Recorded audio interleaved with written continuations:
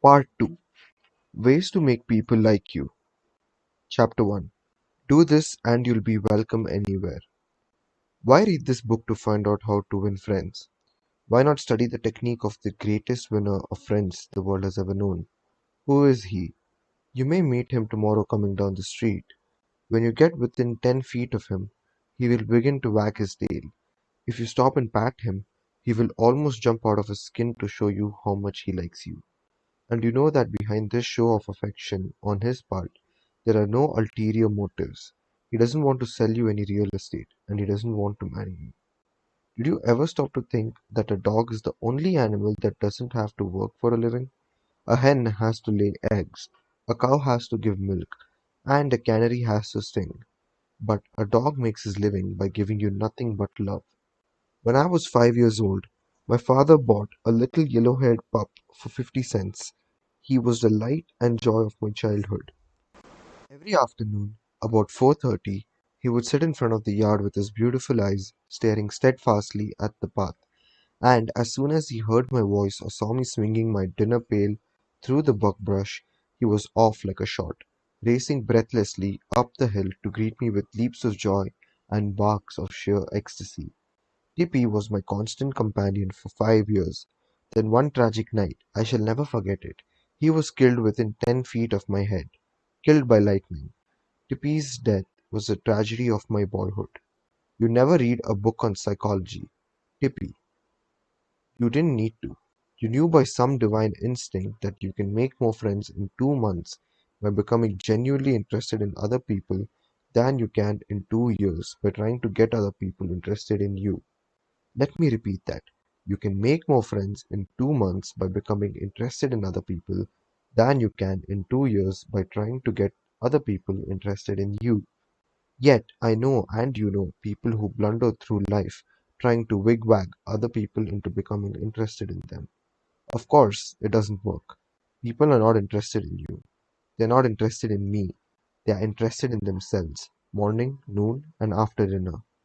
The New York Telephone Company made a detailed study of telephone conversations to find out which word is the most frequently used.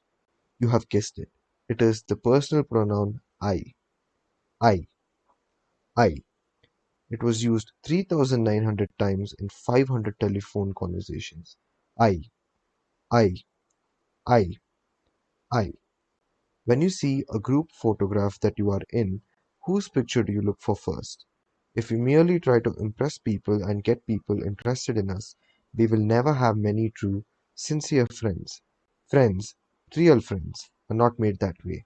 Napoleon tried it, and in his last meeting with Josephine, he said, "Josephine, I have been as fortunate as any man ever was on this earth, and yet at this hour you are the only person in the world on whom I can rely." And historians doubt whether he could rely even on her. Alfred Adler, the famous Viennese psychologist, wrote a book entitled What Life Should Mean to You. In that book, he says, it is the individual who is not interested in his fellow men who has the greatest difficulties in life and provides the greatest injury to others. It is from among such individuals that all human failures spring. You may read scores of erudite tomes on psychology without coming across a statement more significant for you and for me. Adler's statement is so rich with meaning that I am going to repeat it in italics. It is the individual who is not interested in his fellow men who has the greatest difficulties in life and provides the greatest injury to others. It is from among such individuals that all human failures spring. I once took a course in short story writing at New York University, and during that course, the editor of a leading magazine talked to our class. He said he could pick up any one of the dozens of stories that drifted across his desk every day, and after reading a few paragraphs, he could feel whether or not the author liked people. If the author doesn't like people, he said, people won't like his or her stories. This hard-boiled editor stopped twice in the course of his talk on fiction writing and apologized for preaching a sermon. "I'm telling you," he said, "the same things your preacher would tell you. But remember, you have to be interested in people if you want to be a successful writer of stories. If that is true of writing fiction, You can be sure it is true of dealing with people face to face.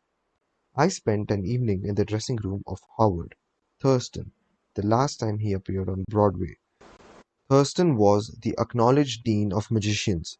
For 40 years he had traveled all over the world, time and again, creating illusions, mystifying audiences, and making people gasp with astonishment.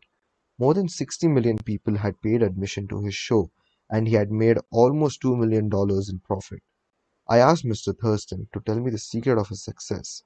His schooling certainly had nothing to do with it, for he ran away from home as a small boy, became a hobo, rode in boxcars, slept in haystacks, begged his food from door to door, and learned to read by looking out of boxcars at signs along the railway. Did he have a superior knowledge of magic? No. He told me hundreds of books had been written about legerdemain, and scores of people knew as much about it as he did. But he had two things that others didn't have. First, he had the ability to put his personality across the footlights. He was a master showman. He knew human nature. Everything he did, every gesture, every intonation of his voice, every lifting of an eyebrow had been carefully rehearsed in advance, and his actions were timed to split seconds. But in addition to that, Thurston had a genuine interest in people. He told me that many magicians would look at the audience and say to themselves, "Well, there is a bunch of suckers out there, a bunch of hicks. I'll fool them all right." But Thurston's method was totally different. He told me that every time he went on stage, he said to himself, "I am grateful because these people come to see me. They make it possible for me to make my living in a very agreeable way. I'm going to give them the very best I possibly can." He declared he never stepped in front of the footlights without first saying to himself over and over, "I love my audience. Love my audience." Ridiculous? Absurd? You are privileged to think anything you like. I am merely passing it on to you without comment as a recipe used by one of the most famous magicians of all time. George Dyke of North Warren, Pennsylvania, was forced to retire from his service station business after 30 years when a new highway was constructed over the site of his station. It wasn't long before the idle days of retirement began to bore him, so he started filling in his time trying to play music on his old fiddle. Soon he was traveling the area to listen to music and talk with many of the accomplished fiddlers. In his humble and friendly way, he became generally interested in learning the background and interests of every musician he met.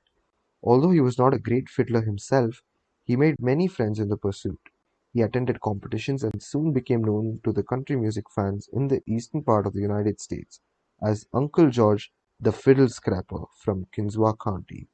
When we heard Uncle George, he was 72 and enjoying every minute of his life. By having a sustained interest in other people, he created a new life for himself at a time when most people consider their productive years over. That, too, was one of the secrets of Theodore Roosevelt's astonishing popularity. Even his servants loved him. His valet, James E. Amos, wrote a book about him entitled Theodore Roosevelt, Hero to His Valet.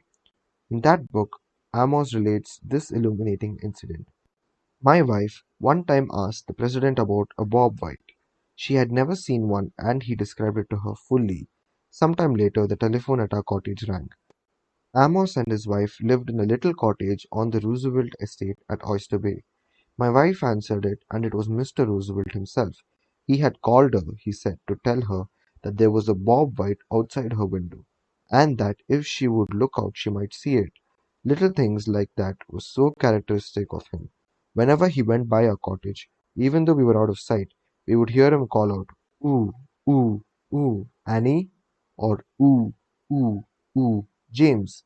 It was just a friendly greeting as he went by. How could employees keep from liking a man like that? How could anyone keep from liking him? Roosevelt called at the White House one day when the President and Mrs. Taft were away. His honest liking for humble people was shown by the fact that he greeted all the old White House servants by name, even the scullery maids. When he saw Alice, the kitchen maid, writes Archie Butt, he asked her if she still made cornbread. Alice told him that she sometimes made it for the servants, but no one ate it upstairs. "They show bad taste," Roosevelt boomed, "and I'll tell the president so when I see him." Alice brought a piece to him on a plate, and he went over to the office eating it, as he went and greeting gardeners and labourers as he passed. He addressed each person just as he had addressed them in the past. Ike Hoover, who had been head usher at the White House for 40 years, said with tears in his eyes, "It is the only happy day we had in nearly 2 years, and not one of us would exchange it for $100 bill." The same concern for the seemingly unimportant people helped sales representative Edward M. Sykes, Jr. of Chatham, New Jersey, retain an account. Many years ago, he reported, "I called on customers for Johnson and Johnson in the Massachusetts area. One account was a drugstore in Hingham. Whenever I went into the store, I would always talk to the soda clerk and sales clerk for a few minutes before talking to the owner to obtain his order. One day I went up to the owner of the store and he told me to leave as he was not interested in buying J&J products anymore because he felt they were concentrating their activities on food and discount stores to the detriment of the small drugstore. I left with my tail between my legs and drove around the town for several hours. Finally, I decided to go back and try at least to explain our position to the owner of the store. When I returned, I walked in and, as usual, said hello to the soda clerk and sales clerk. When I walked up to the owner, he smiled at me and welcomed me back. He then gave me double the usual order. I looked at him with surprise and asked him what had happened since my visit only a few hours earlier. He pointed to the young man at the soda fountain and said that after I had left, the boy had come over and said that I was one of the few salespeople that called on the store that even bothered to say hello to him and to the others in the store. He told the owner that if any salesperson deserved his business, it was I.